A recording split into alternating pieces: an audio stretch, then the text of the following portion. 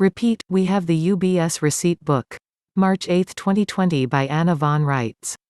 For those who don't know just how big this news is. We now know that JP Morgan is a storefront for the Grand Duchy of Luxembourg, and we can prove it. We now know that the Grand Duchy has been Spook Central for the entire effort to refund the central bank system using other people's assets, and we know where the monetary assets came from and where they went. We know the Grand Duchy, the Vatican, and Israel colluded to create the beast system, by which they intended to enslave the entire world and impose a bar code to tax every living thing as well as track every scrap of land, water, and other commodity. We can track the face of evil for generations using the UBS Receipt Book, and now everyone around the world can do the same. Just start at page 1. The early entries explain how the Brits and popes colluded to start the American Civil War.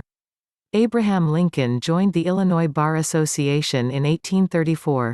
He was, as a result, prohibited from holding public office in America and could only serve as CEO of incorporated federal subcontractors.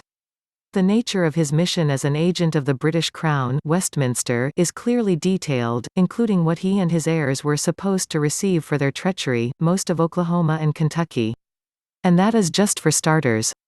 The activities and kickbacks to generations of U.S. presidents are faithfully recorded along with the commodity rigging schemes of big business investors. It's an entire history of the world from the 1860s when the fraud began through most of the Second World War, which was yet another British plot. We now have corroborating proof that the bulk of the gold in the Philippines is American gold transported there between 1898 and 1907, and the gold assays support our claims of provenance.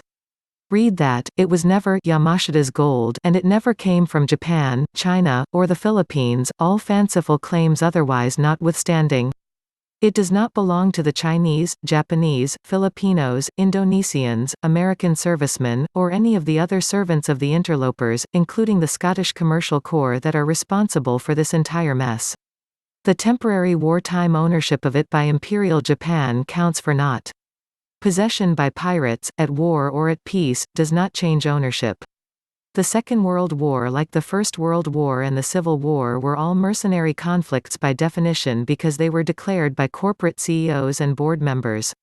This makes Japan a pirate in wartime and has no effect on what this country is owed back, quite aside from the fact that the U.S. Army won.